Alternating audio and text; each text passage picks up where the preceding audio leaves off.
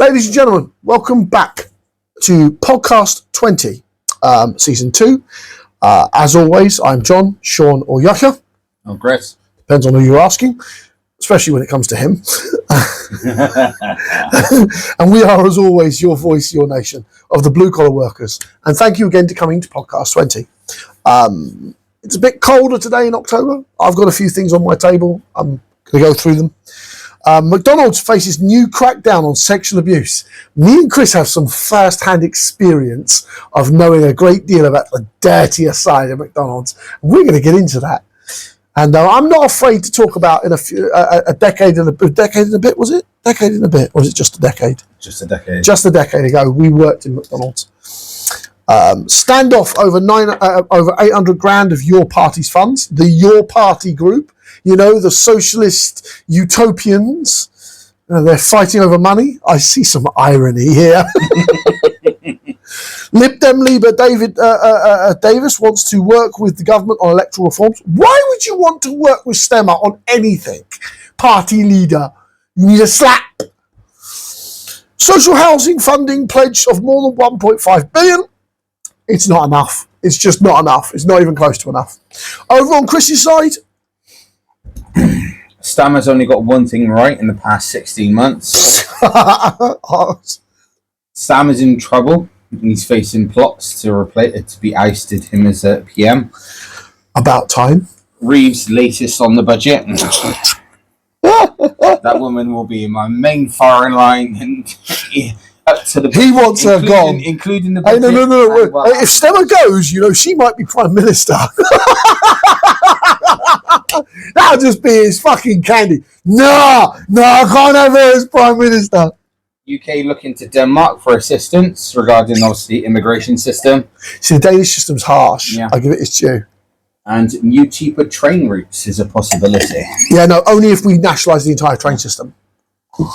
I want to get into this because this is the meat and veg of what me and Chris knows. McDonald's faces new crackdown on sexual abuse. McDonald's will bring in new sexual harassment training for managers to strengthen measures agreed with the Equality Watchdog to protect staff from abuse. The move was in response to serious allegations raised, the watchdog said, after its initial interviewing in the company. A BBC investigation 2 years ago was told that workers, some as young as 17, were being groped and harassed. Earlier this year, McDonald's staff told us they still face sexual abuse and harassment. More than a decade, just shy of a decade ago, me and Chris were working at McDonald's. This was prolific. Then nothing from what I've been told, because we still have friends in McDonald's, have changed. Nothing. Absolutely nothing. Whether we're in the countryside McDonald's or whether you're out in the fucking cities, the culture has not shifted one iota. You know why the culture is really hard to shift, don't you? Why? Because it's high turnover of the lower aged adults. That's the reason why it's so rampant. Yeah. The sexual harassment problems are horrific in the levels of McDonald's. And we personally know of an area manager who was involved in that stuff. No. And I violently wanted to hurt the man. One of the very few area managers I've wanted to put his head in a toilet and flush repeatedly till the fucker drowns. I thought these things. I never did these things because Chris wouldn't let me. I'd slap him if he almost. But do you know the fact that I thought to do these things to such an evil sexual predator is, and I freely think the man was a sexual predator. This particular area manager, because of the way he behaved, the way his operantus moved, it's disgusting, beyond disgusting. Apparently, McDonald's says it welcomes the new measures. Bollocks! It's a checkbook. You're just checkboxing something. Adding that there would be built on a significant progress we have already made in this space. No, you haven't. No, you fucking haven't. The problems me and Chris were facing 10 years ago are still being faced today. You haven't made any progress. Progress is no sexual harassment. The Equality and Human Rights Commission, EHRC, is now extending its original plan agreed in 2023 to protect staff at fast food chains from sexual harassment. I found that they're going to do management training. I think it's a step in the right direction. Chris, it's a tick box. It's a genuine tick box. The new training. It's going to be a tick box. Because that's the way McDonald's operates. No, McDonald's operates within its own system as tick box, but anything that comes from government and is actually becoming law and standard isn't a tick box exercise. You're speaking to an ex-Mackey's manager. When it's inside the building, it was a tick box. When it wasn't, when it come from outside, it was a fucking ball ache of paperwork. All right. The new training will focus on the grooming of young workers and the use of social media. McDonald's has agreed to bring in an extenuated body to review whether it was handling sexual harassment claims appropriately, the EHRC said. The new measures apply to McDonald's restaurants in England, Scotland and Wales. Other franchises are not directly part of this. They make up 80% of the business. Oh, just say... Franchises are not. Franchises are not directly part of this agreement. It is expected that they will adopt some of the action points. That's the problem. McDonald's doesn't own that many fucking restaurants anymore. Independently. It's because they promote being a franchise. Absolutely. Because they that way they get a guaranteed income without the headache. No. The fast food chain signed to its legally binding agreement with the EHRC in February 2023. That doesn't stop the franchises. Most of these harassment cases come from the franchises. Me and Chris are ex-franchise fucking workers. I've worked on both sides of the fence. I assume the company's better than franchise. More benefits as a franchisee. Okay, fair enough. The BBC first investigated workers' conditions at McDonald's after the agreement was signed in July 2023. The BBC heard from more than 100 current and recent workers at the fast food chain who claimed that they faced sexual assault, harassment, racism and bullying. At the time, McDonald's apologised and set up new units to deal with the complaints. Not inside franchises. This is why I have a fucking problem with this. Because franchises are their own business that the EHRC doesn't want to deal with. The only way you can resolve these fucking problems in the political space is to force McDonald's to put it as part of their franchise agreements. You have to do it that way. Otherwise, you're wasting the fucking time. Most of the franchise agreement is upholding McDonald's standard policy. So if they stick it into their standard policy... But that's the point. It just said in the article, it doesn't. Yeah. If they stuck it in their standard policy, the franchisee would have to abide by it. But since then, more than 160 people have approached the BBC with allegations which the EHR has had 300 reports incidents of harassment since their announcement. In January, McDonald's workers told us that they still face sexual harassment more than a year after its chief executive promised to clean up the behaviour at the fast food chain because he won't enforce it on franchisees. Because he wants the back pocket. Yeah, of course. He wants the guaranteed income. One former McDonald's employee says it's a checkbox for them to tick, who previously spoke up as part of the BBC initial investigation, and she did not think that the changes would make any difference. Well, the employees they speak to, is it coming from actual... One that's been harassed? No, company-based one or a franchise? It doesn't say. Yeah. That's the point. Yeah. They're looking at what can possibly do in terms of what would sound promising enough, but not actually what will bring change, she said. I don't actually think that they have any personal desire to make the changes. I don't think they care enough about it. She's a franchisee. And the problem is the UK's McDonald's stores, 80% of them are franchisees. 80% of them. I cannot stress this enough, Britain, that the agreement with McDonald's headquarters is not enough. The governmental body needs to say to the headquarters, you must add this as part of your franchisee's agreement. That will cause a lot of issues, you know that? They have to, Chris. It's the only way they can resolve it. Early this year, law firm Legal Day said it had been instructed to start legal actions against McDonald's by hundreds of staff and former staff who more than 450 restaurants implicated in their claims.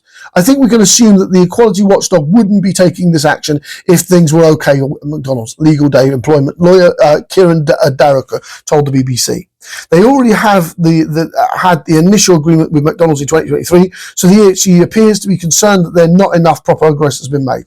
McDougall said the firm would like to see more interrogation of the relationship between the corporate side of the business and the franchisees, as we've seen how issues of sexual harassment can fall between the gaps. No, they don't. It's all in the franchisee side because the company will come down on it because it's a company named directly. So if you're in a franchisees, it's your franchiser's problem. And that's a separate company. That's why they've got to make it part of the agreement, Chris. That's one thing I did notice going from a company to a franchisee. In a company, if you stepped out of line, there was no wiggle room. Yeah. You're fried. You're fried, dried, and oxidized. But then in franchisee form, there was shitloads of... Yeah, of course it is. This is how the sexual, and the area manager that we worked for was an area manager of franchisees. The franchisees of McDonald's is the problem. But the problem is McDonald's won't resolve that. McDonald's UK won't. Probably because McDonald's US doesn't want them to. It's disgusting. The couple of franchisees I've worked for, the franchisee himself ain't the issue. It's who he hires. It's the middle management between them. Yeah. And not being forced to oblige by them. Actually, the one had a female area manager and everything was absolutely fantastic. Well, yeah, of course. If you have a female area manager, you take that shit rather seriously. No, literally, I never actually knew a store which actually had a major issue, and if it had a major issue, she was all over it. Of course. Baroness Kishworth Faulkner, chairwoman of the EHRC, said after serious allegations were raised, we've decided we need to update the action plan. Action plan? Why isn't McDonald's being punished? The fuck you want an action plan for? They can't punish something which 80% of it is not within McDonald's control. That's why they need to force McDonald's to say it has to be in your franchise agreement. That's the reason why they can't punish McDonald's. It's because of the fact they only own a small fraction of the actual restaurants. Because, as you said, the franchisee is a separate business. Yeah, no, that's the problem. And that's why the franchise agreement needs to be altered. There needs to be greater scrutiny involving the subject. As the Baroness says, we're pleased with the significant steps McDonald's has agreed to take towards a safer working environment for its staff and recognise the hard work that done so far. Other measures to which McDonald's is now committing, including strengthening risk assessments, continuing to encourage staff to speak out when something feels wrong. It will work with external experts to design and implement a new safeguarding plan to protect vulnerable workers to be rolled out across McDonald's restaurants and franchisee restaurants. That's talk. Until you change the policies of your franchise company, you are going to have fucking problems. Once completed, the actions that make up the legal agreement will ensure that there is zero tolerance for harassment at McDonald's and that there are clear routes to report and resolve complaints if it does occur, Baroness Faulkner said. Ian Holden, the national president of Bakers Union, which represents food workers, said that there needs to be a real change at McDonald's. It's a huge problem. Workers should be entitled to go to work without being sexually harassed, and employees should have a duty to act, he told the BBC. Other claimants the BBC heard from was a 19-year-old worker said managers would touch up other members of staff, and some colleagues were scared of going into work. He quit the branch in the Midlands last year. 21-year-old worker said managers had inappropriately touched her and customers sexually harassing her. When she raised it, she said she was told to suck it up. She quit her job in the West Midlands at the end of 2023. 10 years ago, me and Chris had these same problems, where we had young female workers crying on our fucking shoulders and I was trying not to hit various managers. These were problems a decade ago, and they're still running rampant right now. Completely running rampant. This is 2023 we're talking about these things.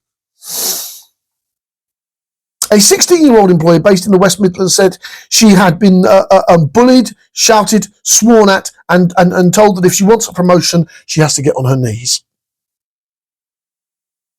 Do you understand what I'm saying? This is the kind of behaviour McDonald's was doing when we were there, and we left 10 years ago. This shit is normal. It's completely fucking normal in McDonald's, but it's a franchise problem. And McDonald's does not want to harden its hand against the franchisers because it's frightened of losing them. And to be quite frankly, some franchisees, not all of them, some of them need to be drop-kicked out of the industry. Earlier this year, the watchdog wrote to every McDonald's in Britain warning that their owners could face legal action if they fail to take steps to protect staff from sexual abuse. The bosses of McDonald's in the UK have been summoned twice to Parliament to answer questions from MPs since the BBC's initial investigation. In January, Alistair McCurry said 29 people have been dismissed over sexual harassment allegations over the past 12 months. Mr. Mariko left McDonald's in September. And McDonald's spokesperson said, over the last 3 years, alongside our franchisees, we have embedded an extensive set of robust and far-reaching initiatives as part of our steadfast commitments to ensuring a safe working environment in McDonald's restaurants. I am telling you this now from my own experience. I think this is a check box. Maybe Chris is more of a managerial view that because it's from the outside, they'll take it very seriously. But unless it's implemented against franchises, as I said earlier, in this article, that the franchisees are not bound by this current agreement. Not bound by it. It doesn't surprise me. That's fucking terrifying, Chris. Well, the fact that, obviously, we all know the shit happens. I used to, at the time, go, well, I'm trying to operate. Sometimes I felt like operating a ship with one arm tied behind my back. Of course, because upper management don't want to hear it.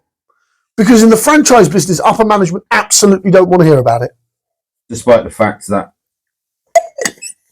I wanted to have words with people and say, pack it the fuck in. I know if I did, it would cause issues, and these people were brown-nosing other people. Yeah, further up the table. And that's the problem we live in this type of environment. McDonald's is toxic as hell when it comes to sexual harassment. And as Chris earlier said, it was because it has such a huge turnover. What was it, 65, 70% turnover? I think Stroud had an 80% turnover. Jesus wept. 80% turnover 10 years ago. I don't know if it's improved these days, but the turnover leads towards these problems. Anyway, most of the turnover was due to university people, but there you go. Yeah, but university people having a turnover is not a problem. No. The sexual harassment that goes with the university problem people is a problem. All right, my lovely first point. Stammer only done one thing right in 60 months. Now, please bear in mind, this is an extra point which I added on because I was browsing before the podcast. I was like, oh, this sounds interesting. It does come from the Daily Express. So please take this with a pinch of salt. Good point that Chris has just made out. I apologise. That article came from the BBC plus my own research. So there are a couple of things that I've added that have come from my own research, from my own experience with McDonald's, and also the BBC's article. We should mention where we get our material from so people are aware. Keir Starmer's only done one thing right in the 60 months and now he's about to mess it up. World leaders and royalty this week descended on the vanishing green of the Amazon for... Actually, I was thinking about covering this. I'm glad this is doing this. Of COP30, a climate summit unfolding and dwindling agreement on how to save the planet. Keir Starmer conceded in a major speech on Thursday that the global census is gone on climate change while claiming Britain is all in on net zero. I'll finish the article and I'll give my opinion on net zero. The Prime Minister had never intended to head to Belém, Brazil, as his senior aides are said to have been wary of how a trip to South America to talk climate would play with voters at home, many of whom are wary of Labour and squeezing by the cost of living. Those same voters are also bracing for tax rises in the upcoming budget after pinch polling earlier this week. Chancellor Rachel Reeves, but Keir Starmer penciled in last-minute dash to the rainforest following a surge in polling support for the Green Party. The UK's secret weapon was deployed, royalty in the form of Prince William, who was representing the King at the same time as the government is said to be considering rolling back on some of its climate commitments. The Labour leader does not only have his left flank to worry about politically, there is also the growing threat of Nigel Farage on his right. 𝐶𝐿 has rejected the Reform UK leader's net zero attacks by insisting the government would press ahead full speed with the clean power revolution. But he has faced accusations that ministers are undermining UK businesses by having some of the most expensive industrial energy globally. Mr Farage's party often blasts net stupid zero, while Tory leader Bennock has pledged to repeat the Climate Change Act and insist net zero by 2050 is impossible. It is. 𝐶𝐿 determination to go full steam ahead on the planet is also at odds with his ally across the pond, Donald Trump. And while the US president did not attend this meeting in Belém, his views on climate change are certainly on the minds of other leaders who attended. Speaking at the UN in September, Mr. Trump said climate change was the greatest con job ever perpetrated on the world. He said the entire globalist concept asking successful industries, nations to inflict pain on themselves and radically disrupt the entire societies must be rejected completely and totally. While wind energy is an expensive joke, Mr. Trump said on a recent trip to the UK, where he urged the camera to exploit the greatest asset of the North Sea, oil and gas. There are concerns after US risks disputing international cooperation on climate action at the Brazil summit. Let's be quite fair about this. The solar paneling technology of mine and Chris's 20s is not the same as today. It is vastly cheaper. It is vastly more saving. I saw a scientific graph. Solar, but the wind I can understand because of the fact. Yeah, no, wind doesn't pay for itself. No. Let's be fair, but solar paneling do. So, I can understand solar paneling because of the fact it is being put on new builds of homes to reduce energy bills and everything else. It's also a vastly more, like the technology has come a long way. The fact that you can stick a solar panel on the roof of a house shows how far it's come. Yeah. Solar technology is vastly more superior than it used to be. Yeah. And when I eventually buy a house, I'm having solar panels on mine. Absolutely. A landmark deal to cut global ship emissions was abandoned recently after Saudi Arabia and the US succeeded in ending the talks. More than 100 countries have gathered in London to approve the deal first agreed in April, which would have seen shipping become the world's first industry to adopt international mandated targets to reduce emissions. But US President Donald Trump had called the plan a green scam, and representatives of the administration had threatened countries with tariffs if they voted in favor of it. Despite this, Starmer's government is sticking to its 2050 net zero target, even as a right-wing rivals retreat from it. Simply by turning up at the COP30, the PM has aligned himself with the global climate agenda that feels increasingly fragile. Many leaders from the world's most populated nations, such as India, Russia, US, and China, were notably absent from this year's World Leaders Summit. The conference, which officially begins on Monday and runs until November 21st, was first billed as a major COP, which stands for Conference of the Parties. But to the swab of the accommodation issues and sky-high prices means it could fall to have the impact many in the green world had hoped. Meanwhile, government officials have insisted 𝐾𝐨𝐧'𝐭's decision not to take a full press pack was purely logistical and had nothing to do with making fewer headlines in the UK. It means in a week of major stories, the Prime Minister has hardly been held to account.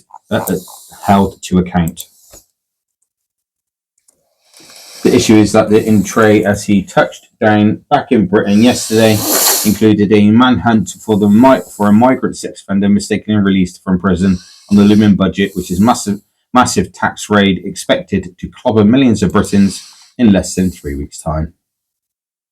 You see, now I always take the stats that this particular paper says with a serious pinch of salt. Yeah. But the general idea of that wind turbines do not pay for themselves. I'm a big fan of green energy in general, but because I want us to diversify, because it allows us to generate our own energy at home without using fossil fuels. From a country that has very few resources, green technology is very valuable.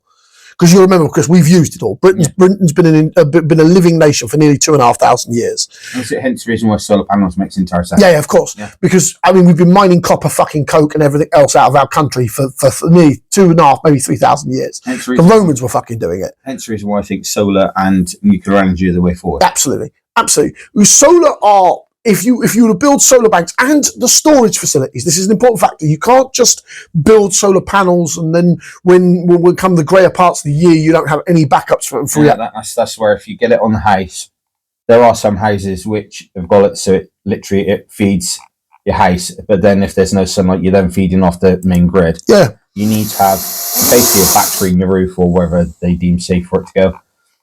So whatever you're not using is being stored in the battery, therefore lowering your energy bill straight off the bat. Obviously, I'm not going to lie, it still can be still can be out of some people's pricing. This is why the nation should do it. The nation should have a solar panel energy policy, and a big one. Yeah. And I'm talking anywhere between 30 to 50 billion pounds. I do love the fact that it is being put on new builds. Obviously, it depends on the company, because I've seen some companies do it, some don't. But most of the ones that I've been looking at do it. It's just a case of they don't necessarily give you the option to get a power bank with it as well. Yeah. But I reckon they need to offer that option as well. Yeah, a national charge bank for all the solar paneling in the country during summer is an absolute necessity. You need all the infrastructure with it. I don't think wind is viable, because most wind turbines don't pay themselves off. Dams are a good one. Yeah. So having more dams would be excellent. And nuclear energy is green. We have to say this more often. The amount of risks there are with nuclear energy, you've got a better chance of getting hit by a car or shot with a bullet in a country like the UK. Doesn't more dams then mean that we also then have a better water supply, fresh water supply? Yes and no, depending where the dams are. So it's strategically applied, If put correctly, absolutely, we'll have better fresh water supply, we'll have energy to go with it, plus a solar panel, plus the nuclear energy. If you focus on those three, and actually you could drag down household bills everywhere. You can break, and more importantly, you would lower the energy crises involving our vulnerability to it. Hence the reason why I think net zero is just bloody pointless. I think for this generation it is. In order to even get there, we need to go. It needs to even get there. It's not just us, because in fact net zero is about global. Yeah. So literally, if you want to pave the way for net zero globally, you need to focus internally on what will make your own place work correctly. Yeah. So using what you got at hand, and obviously everywhere has the sun. So developing solar energy is a fucking I do think wind turbines are a dead end technology. Well, it seems the fact. I was a TV program that represents oil fields that said they have wind turbines to power the oil fields, but then it's a self-sustaining thing because you need the oil to power the wind turbines.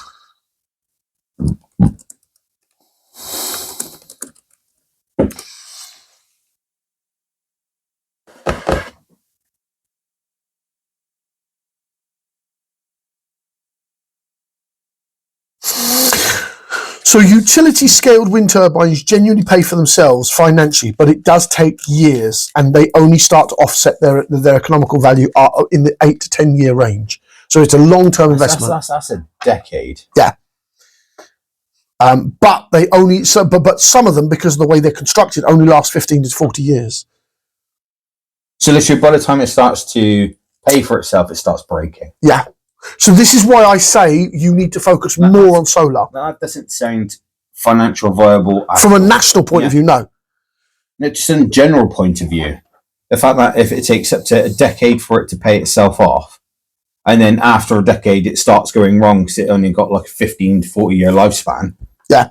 That means the maintenance costs will soon start offsetting everything else. Yeah.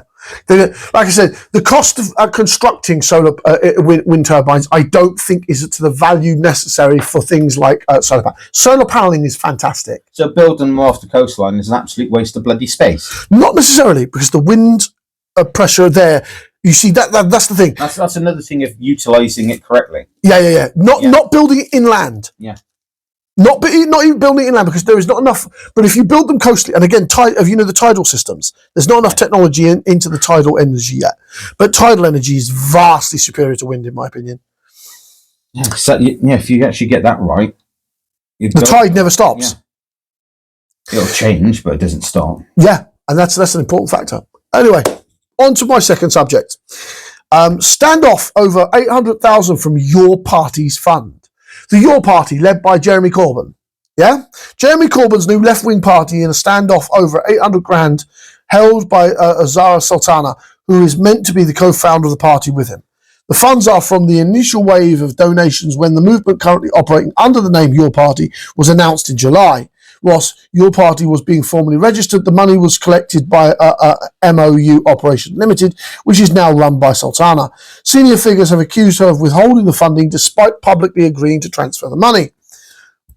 A spokesperson for Sultana has said that she is in the process of transferring all the funds and data, but was conducting essentially due diligence as part of the process. But the delays have sparked anger among the Your Party insiders, who say that the funds are essential for the founding conference later this month, and sources say that the party said it would likely to be forced to reduce delegate numbers at the event. This schism does not fill me with confidence with Jeremy Corbyn's far-left party. And you know, these are people who have communist values, and they're fighting over what? Money. Money! You cannot be a far leftist party and start having a punch up over fucking money as your front page BBC coverage, because this starts to kind of smack a bit in your face. But the delay has sparked anger among the Your Party insiders, who say the fund... I've just said that, my apologies. The schism stems from the founding of the party, as the group launches without a legal structure and before the Election Commission registration. To handle the surge of donations for thousands of supporters eager to back the project, MOU Operative Limited was set up in April as a temporary holding company to bridge the gap until the party was formally founded. The plan had been to transfer all the money and data from MOU to Your Party after it was registered with the Election Commission on the 30th of September, then wind up the company. But the money, believed to be around 800 grand, has yet to be transferred. Last week, the founding board of MIU, which included former Labour Mayor of North of Tynes Combined Authority, 𝐬𝐮𝐬𝐜𝐫𝐿, resigned en masse, making Sultana the sole director. Why did they all resign en masse? Maybe they smelt something fishy going on. Oh my days. In a joint registration statement, the three directors insisted they wanted to transfer the funds, but Your Party office had ignored questions about governance and legal liability. Your Party office have dismissed the MOU complaints as irrelevant and accused it of shifting the goalposts, officially claimed that they sent multiple proposals to move the funds but were ignored by MOU. A Your Party spokesman said we were focusing on delivering a successful founding conference for our members, whilst this task is made considerably harder by the continual reiteration of Your Party funds by MOU's operational limited. We will not allow anything or anyone to stop this party from going ahead. This is not filling me with confidence. Chris, opinion? Sounds like everything's backfiring. I mean, these are semi-communist people with incredibly socialistic views. Zara herself has been described as a communist. I don't know if she declares herself one. Jeremy Corbyn's about as ultra-socialist and about as anti-money as you can get. And yet both of them are squabbling over 800 grand. This stinks. Me and him have money problems. We end up punching each other. Problem solved. Oi, you cunt, you owe me money. No, I don't. Smack. Yes, you do. All right. Problem solved. No need for the press. Problem resolved. Spokesperson for Sultana said Zara is in the process of transferring all funds and data to Your Party, as she has made clear publicly. Obviously, she has a duty to conduct essential due diligence as part of the process. I take her on face value that she's worried about the data being misused, because a lot of political parties have been making backhanded deals with agencies involving data. So I can see her concern there. But for a far left party to be yammering and smacking off about, money, the thing they say is evil, we shouldn't need as a society.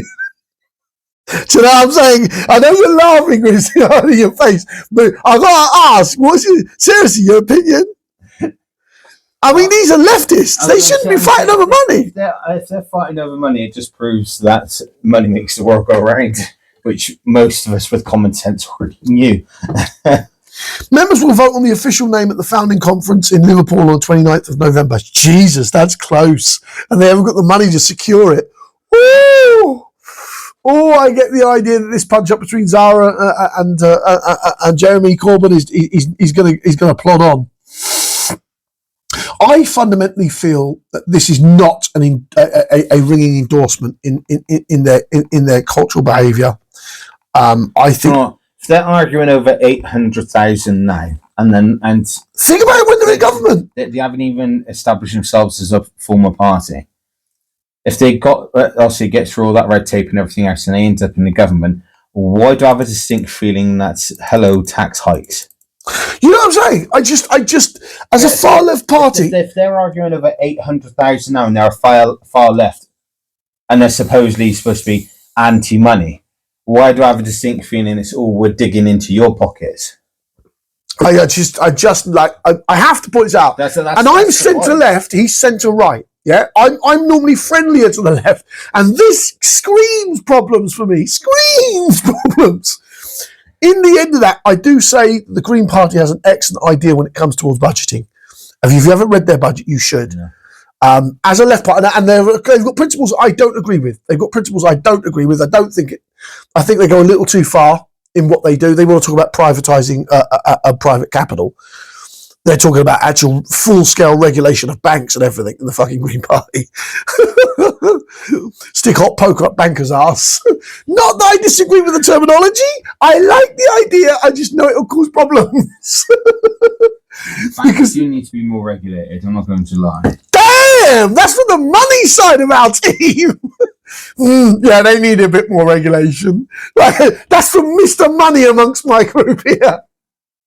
Yeah, they need regulating a little bit more. Yeah, but you can't really say they don't need regulating, because if we turn around getting power and propose on you taxing, they're going to need fucking regulation anyway. True, very true. But then that's the point. Our tax system is the regulation. Yeah, but we need regulations to enforce the regulations so they don't try screwing it the fuck over. This is this is the money person thinking through here. Thank you very much. You kind of lost me there.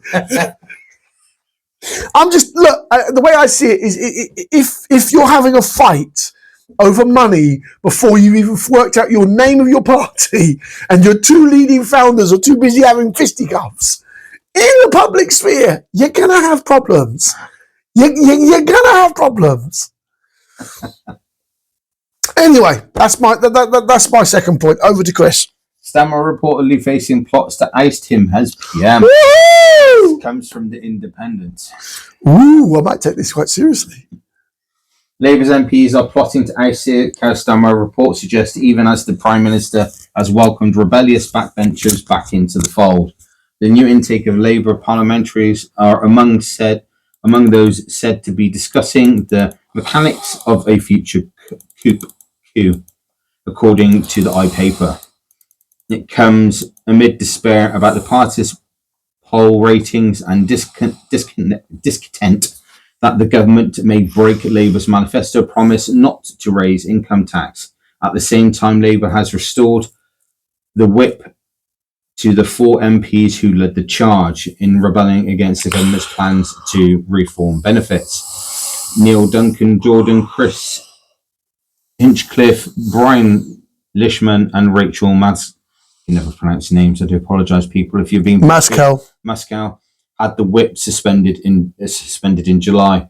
They are all understood to have returned to the Parliamentary Labour Party after discussions with the Chief Whip Jonathan Reynolds on Friday. They've let people back in. Yeah, because he needs to shore up his side. Yeah. More than 100 Labour MPs joined the rebels in threatening to block welfare reforms being spearheaded by ministers earlier this year after fears they will harm people claiming disability benefits. The 3 MPs aside the York Central MP, Miss Muscat, were first elected at last year's election. So these are first year elects, which is saying stop this because you're going to hurt people, and then they get kicked out and now been put back in the fold. Well, yeah, of course, because it doesn't look good on Stemmer for kicking people out for standing up for their constituents. Yeah. It doesn't. She told the PA news agency she was Labour to the core and will always stand for the Labour values after having the whip restored. I'm grateful that the whip has rightfully been restored and want to especially thank all those who have been so kind to me over the last few months. The Prime Minister added, who has been at the COP30 climate summit in Brazil this week, has found himself beset with a series of challenges on his return.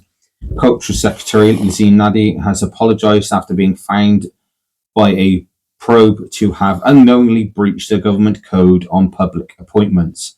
She had failed to declare that she received £2,900 in donations from her pick to the chair, the new football watchdog.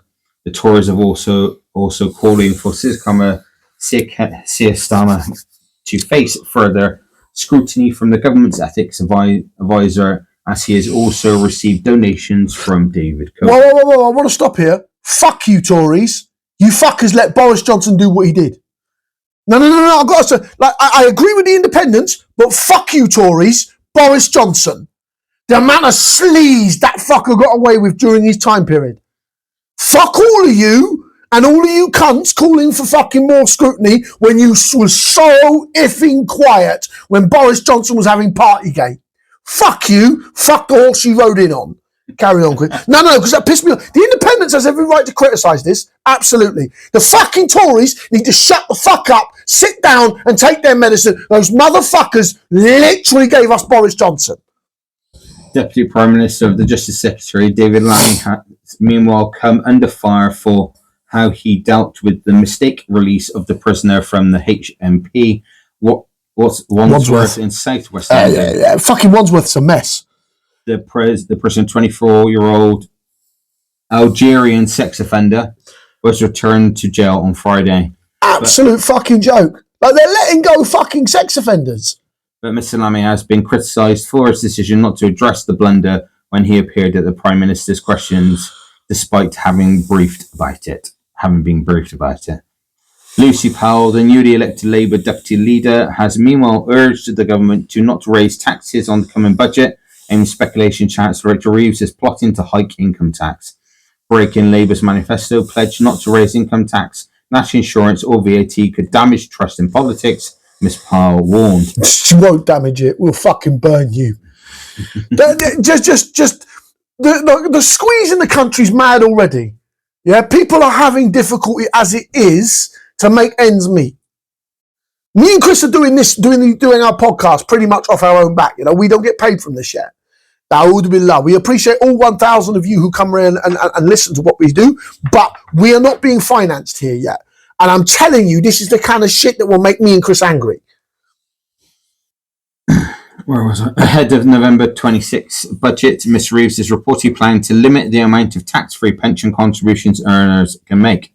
According to the Times, the Chancellor plans to cap the amount of someone's salary that can be sacrificed for extra pension contributions before national insurance contributions are incurred to £2,000 a year. You're a fucking cunt. Yeah. And I get why Chris is angry at this woman now. And slowly I've been listening to what the man has been saying. I get, because we're working men. You get why we would be pissed off about this stuff. Now put a bloody cap on our bloody pensions. You could go kiss my fucking ass. I think I was working 60 hours a week the last time I earned close to 45k. And that was fucking mad. And I don't want to live that life again. I don't want to live a life where I have to work for 60 hours a week to make 45. I was working 60-hour weeks for about 2-3 years just to bring myself back into actually a sustainable position. I don't want to go back into it. No, none of us do. None of us do. Why should I have to break my fucking back 60-hour weeks just to have a decent fucking time as an elderly? I've already sorted that, but... No, but you know what I'm saying? This is fucking wrong so many levels, Chris. From news to politics, travel to support... That's our own thing, isn't it? Yeah. Yeah, the fact that she's potentially Reeves. He hates her so much. Every other podcast, Reeves, I'm coming for you. If you stop bloody limiting them out, we can stick our pensions so we can live correctly as elderly people. I'm going to make sure there's some form of petition or freaking raid on you, mate. Yeah, let's be quite fair about this. The broken tax system, and I know me and Chris Salat non-stop fucking records here. The broken tax system in these United Kingdoms needs unconditional reform. It needs to be burnt to the ground and rebuilt to be sustainable. We have too many tax breaks, too many tax giveaways for too many billionaires and billionaire companies. It's a fucking joke now. It really is. And this needs, and Britain only makes about 1.2 billion in tax. But we generate a fuckload more than that. The overall generated cash of the United Kingdom, as in what generated the UK makes, is huge. But we don't know this because so much of it is squirreled away by the ultra elite. Fucking joke. Anyway, my third point. Lib Dem leader Davison wants to work with the government on election reform. Why? Why do you want to work with them? What's my party leader got in his mind to think that we want to work with these motherfuckers? Liberal Democrat leader Sir Ed Davis has said his party would work with the government to move away from the current electoral system. Look, we should make that a manifesto and fuck the Labour. Yeah, you've seen how badly they've been running this business. What makes you think they're going to run our fucking electoral reforms any better? You do realize they'll turn around and literally use that to their own purpose so they stay in power. Of course. The Liberal Democrats have long backed electoral reform. This is one of those things I absolutely agree with. Electoral reform is necessary in the UK. And support bringing in a form of proportionate representation which they feel would be more fairly reflected to people's votes. It would. It would benefit Nigel Farage's party as well. Let's be fair about this. But it would prevent him from having an overall majority. And that I like. Prime Minister Sir Keir Starmer supported election reforms during his bid to become Labour leader in 2020, but has since dropped his pledge and did not include it in the party election manifesto last year. Sir Ed told the BBC he hoped that the threat of Reform UK's majority might make the PM think again about ditching the existing first-past-the-post method. Speaking to Nick Robinson's at the BBC, the political thinking podcast, Sir Ed said he wanted to scrap first-past-the-post elections for the Parliament at Westminster. Under first past the post, the candidate that wins the most votes is constituency becomes an MP, and that the party with the most MPs forms the government. Under proportional representation, the number of MPs a party would get broadly reflects the number of voters they get across the country. Sir Ed, whose party won 72 MPs under the existing system last year, did not specifically wish which form of proportional representation he favours, but he did stress that his party remains committed to electoral reforms. Indeed, I go so far to say that I'm prepared to work with the government if they wake up. So, okay, I'll give him that if they're prepared to wake up. So this is a bit of political language here. I'm about to say, man wants to work with the government? That government who can't fucking organise a piss up in a brewery and has Rachel Reeves as a fucking goddamn chancellor. They got this loveless landslide that they don't require a relatively small share of the vote with this huge majority. They've got so many, so maybe they think that they're vested interest. Back in February 2020, Sir Keir promised Labour Party members he would consult them on electoral reforms and change the system through the constituency conventions detailed in the party's 2019 manifesto, written under Jeremy Corbyn. At the time, he said, we've got to address the fact that millions of people vote in safe seats and they feel that their voices don't count. And that's a true statement. What changed, Keir? You came to power? However, no pledge was included in the Labour election win of 2024. Manifesto and the government did not back a Lib Dem attempt to kickstart reforms externally with the 10-minute rule bill aimed at introducing proportionate representation in December last year. Other Sarah Orlany's bill passed its first parliamentary stage with a majority of 2, including more Labour MP backing it than opposing it.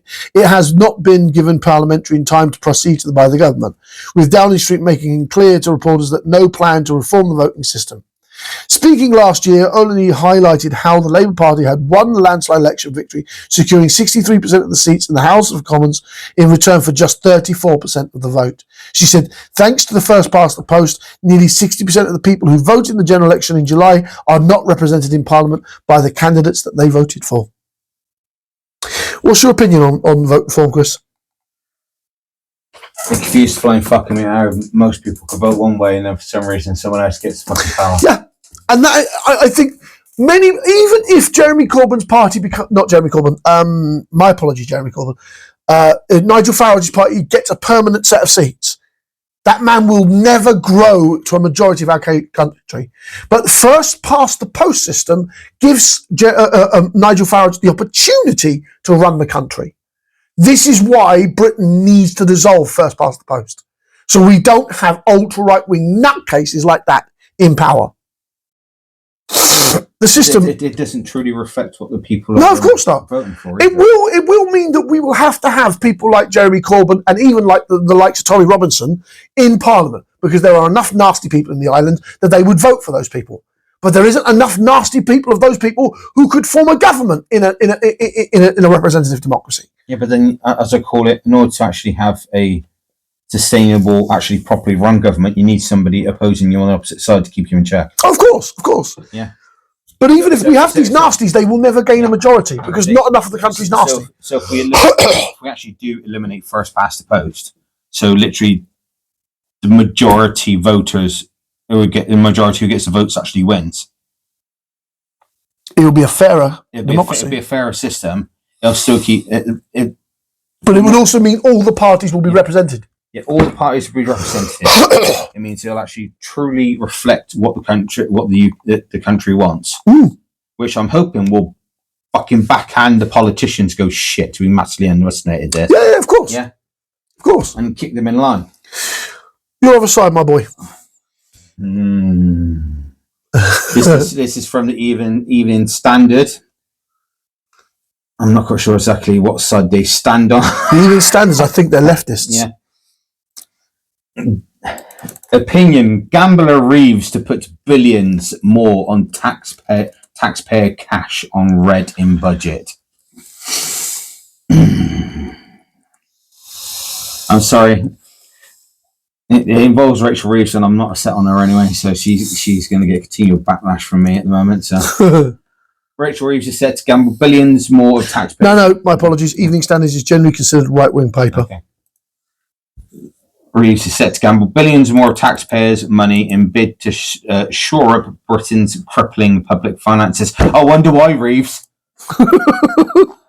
The Chancellor may even fraudulently break Labour's flagship manifesto promising not to raise the rate of income tax. The odds shortening dramatically on that happening when Reeves made it clear in a pre-budget speech in Downing Street that she said she was ready to drive a coach and a horse through the party's manifesto rather than cut capital spending, break her fiscal rules, or fiddle the budget figures. Ooh. You are severely becoming the most unpopular person ever. Definitely the most unpopular Chancellor ever. I mean, Rishi Sunak became Prime Minister because of how popular he was comparatively. Yeah. Such a move would be a mega high political risk for an unpopular government, but Miss Reeves is struggling to make her sums add up for the budget on November 26. The Chancellor is desperately trying to generate economic growth for Britain to pay for better public services and improve living standards of millions of people, partly those on modest and low wages, before the next general election. Before I continue to ask, so how the fuck are you doing that when you keep raising fucking everything up? You can't keep raising tax. You have to reform the tax system. Me and Chris say it like almost every other fucking podcast. You're trying to make things better. All I see is raising this cost, raising that cost, capping this, capping that. Here's another tax. Here's another tax. Here's another tax. Here's another tax. Here's a new freaking goddamn tax to pay your road tax by bloody per mile. Oh, just a break for tax. Digital ID. Chucked into that car. So you understand why we don't like you right now, Labour. I don't, because I literally just googled the latest on digital ID, and apparently it still plans to introduce it to all workers by 2029. No, fuck off. No. There's no way I'm fucking applying that. There's no way. Let's carry on, shall we? Yeah. Where was I? Just past that. Yeah, next generation. Yeah. But there is a stark disconnect between the, at times, frenzied level of activity at the heart of the government and the far slower pace of change in the real world beyond the walls of Whitehall. Many politicians of all hues are often hugely over-optimistic about what they can achieve.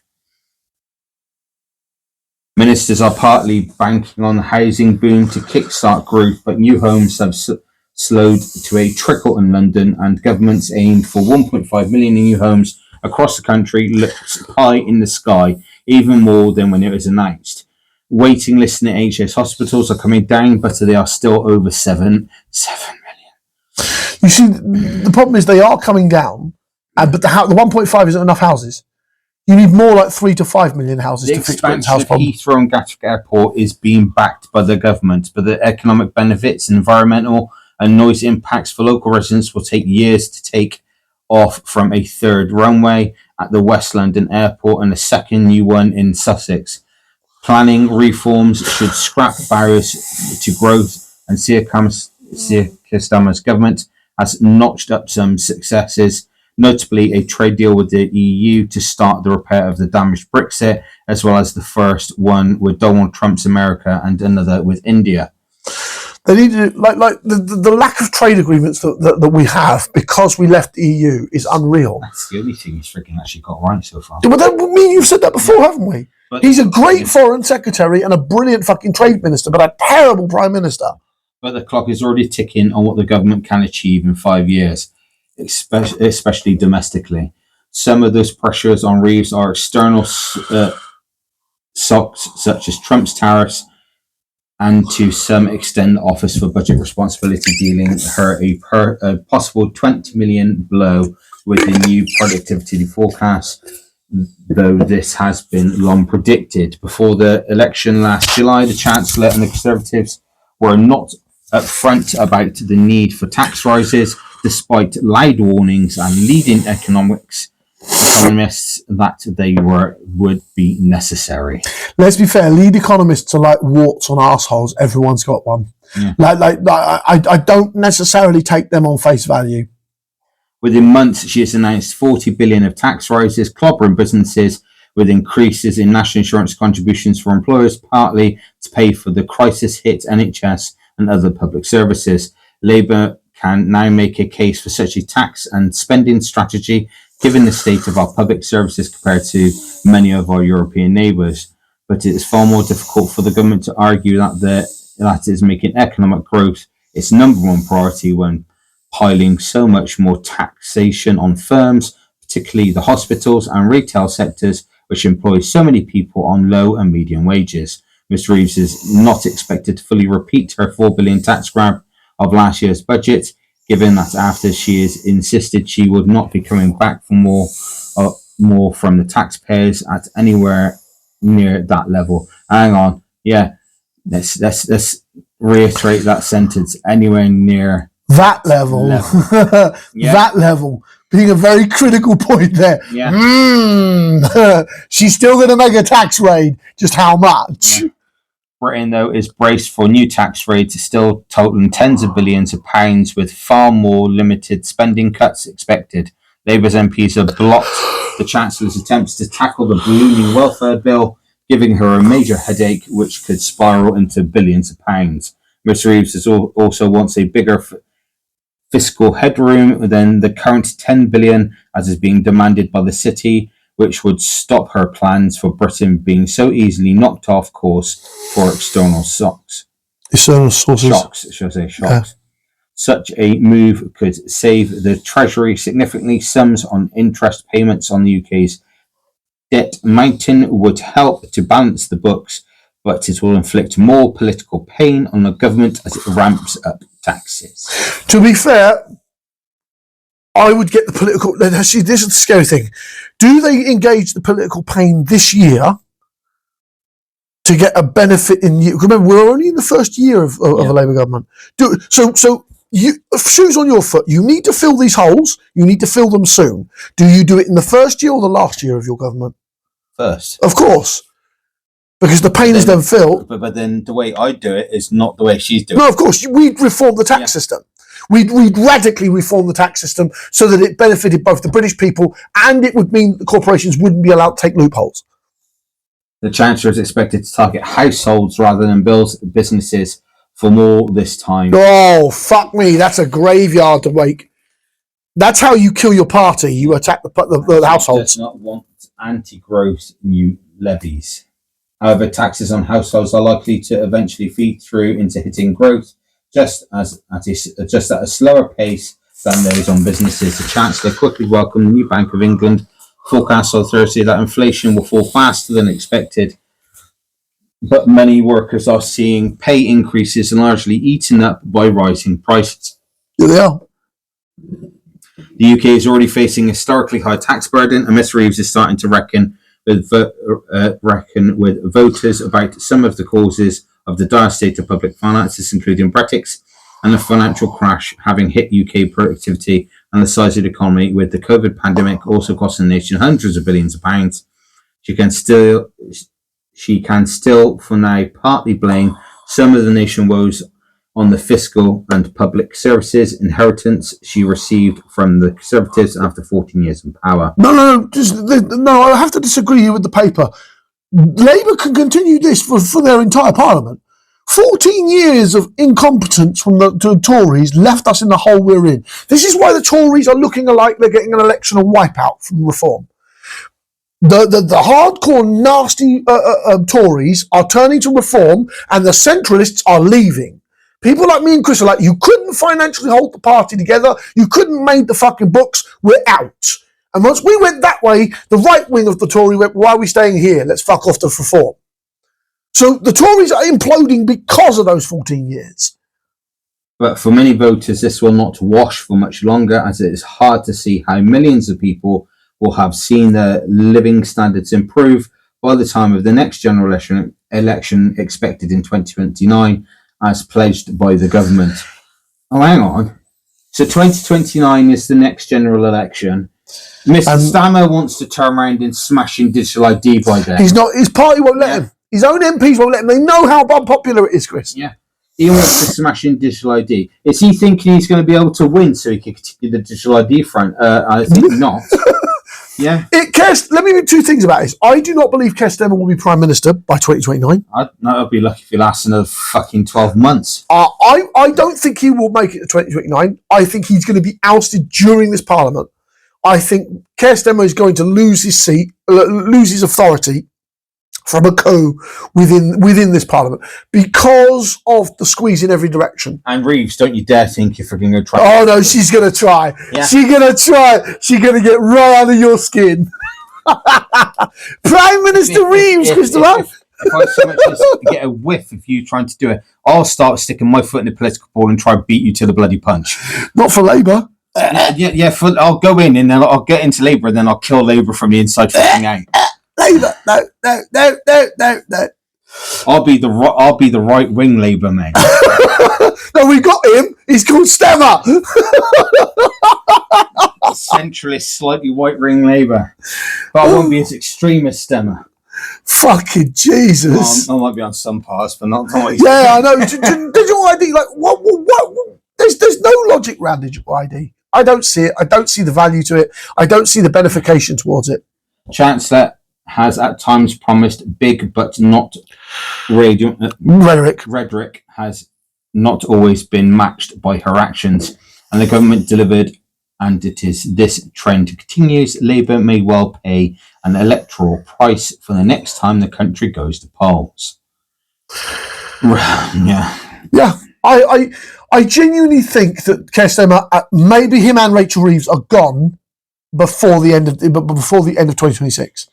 I think there's only so much pain the Labour MPs can take, and it might come down towards when we have a big council election.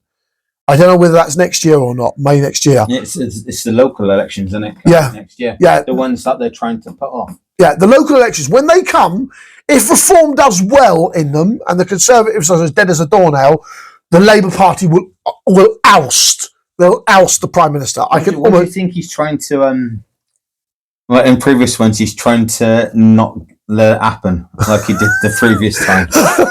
He can't. The electoral system won't allow him. I do have a single item on social housing funding pledge for more than 1.5 billion. It's very small. We'll do this and we'll call it a day because we've gone over an hour as it is.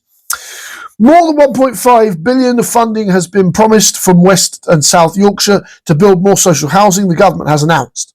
Amidst questions over whether Labour can hit its target of 1.5 new homes by 2029, ministers have allocated West Yorkshire 1 billion and South Yorkshire 700 million under the previously announced social and affordability housing programme. Shadow Housing Secretary 𝐸𝐵𝐿𝐵𝐿 said Labour had not revealed where the money to build these houses would be made available. The Ministers of Housing, Communications and Local Government said that the funding aims to reduce the number of families stuck on waiting lists, with 180,000 social rents homes expected to be built in England. The investment is part of the government's previous announced 10-year affordable housing programme, which totals 39 billion. The government said the funding pledge would turbocharge social housing plans and kickstart thousands of desperately needed new homes for local families. It said regional mayors would have the power to shape the course of the actions by setting out what type of homes will be built and where. The bids for funding would still have to be approved by Homes England. Reacting to the news, Tracy Bourbon, Mayor of West Yorkshire, said, with council housing waiting lists and private rents at breaking point, addressing the housing crisis is the most fundamental step our government could take to building a brighter Britain. So this is pretty good news, in my opinion, if you live in Yorkshire.